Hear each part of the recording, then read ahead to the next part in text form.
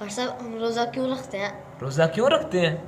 دیکھو بیٹا، روزہ ہم اللہ تعالیٰ کی رضا کو حاصل کرنے کے لیے رکھتے ہیں، ہم اپنے رب کو راضی کرنے کے لیے رکھتے ہیں، ہم اپنے گناہوں کو معاف کروانے کے لیے رکھتے ہیں، ہم اللہ تعالیٰ کے قریب ہونے کے لیے رکھتے ہیں۔ آپ چاہتے ہیں کہ اللہ تعالیٰ ہمیں اپنی پیاری جنت کے اندر داخلہ عطا کرے؟ آپ چاہتے ہیں نا؟ آپ یہ چاہتے ہیں نا کہ اللہ تعالیٰ ہمیں اپنا دیدار کروائے؟ اللہ تعالیٰ نے اتنی پیاری اور خوبصورت جنت بنائی ہے، رب العالمین ہمیں وہ عطا کرے، چاہتے ہیں نا؟ تو بیٹا اس کے لیے ہمیں اللہ تعالیٰ کے بتائے ہوئے احکام کے مطابق عمل کرنا پڑے گا۔ روزہ جو ہوتا ہے نا بیٹا، یہ ڈھال ہوتی ہے۔ کیا ہوتی ہے؟ ڈھال پتہ کسے کہتے ہیں؟ وہ آپ نے دیکھا ہوگا، وہ جو پرانے زمانوں کے اندر جب جنگ ہوتی تھی تو وہ ایک ہاتھ میں تلوار ہوتی تھی، ایک ہاتھ میں ڈھال ہوتی تھی۔ کوئی وار کرتا تھا نا دشمن تو آگے ایسے ڈھال کرتے تھے، پھر اس کے اوپر ہوتی، پتہ نا لگ گیا نا پتہ آپ کو؟ تو وہ دشمن کے بچانے کے لیے ہوتی تھی ڈھال۔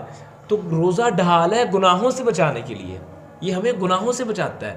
جب ہم روزہ رکھتے ہیں نا تو پھر ہم فحاشی سے بھی بچتے ہیں، ہم گندی ویڈیو بھی نہیں دیکھتے ہیں، ہم فلمیں اور ڈراموں سے بھی پرہیز کرتے ہیں، پھر ہم نماز کی پابندی کرتے ہیں، والدین کی خدمت کرتے ہیں، ٹھیک ہے، پھر ہم زکوٰۃ ادا کرتے ہیں، اور اسی طرح ہم صدقہ و خیرات مسکینوں یتیموں کو کھانا کھلاتے ہیں، ٹھیک ہے، ان پر خرچ کرتے ہیں، ان کو کپڑے پہناتے ہیں۔ تو یہ ساری چیزیں ہمیں روزہ سکھاتا ہے۔ روزہ بیٹا ایک اور بھی چیز ہمیں سکھاتا ہے، پتہ کیا ہے؟ پتہ کیا سکھاتا ہے؟ روزہ یہ بھی سکھاتا ہے کہ غریب انسان کیسے بھوک برداشت کرتا ہے۔ روزہ بیٹا ہمیں یہ بھی سکھاتا ہے کہ غریب انسان کیسے بھوک برداشت کرتا ہے۔ ہم صبح سے لے کر شام تک بھوکے ہوتے ہیں نا، ہمیں بھوک کا پتہ چلتا ہے کہ یار بھوک کیا چیز ہے۔ تو غریب بیچارے جو ہمیشہ کے لیے بیچارے جن کے پاس کھانے کے لیے نہیں ہوتا ہے، اللہ تعالیٰ احساس دلاتے ہیں اس کے ذریعے، غریبوں کا بھی احساس کرو، ان کو بھی بھوک لگتی ہے۔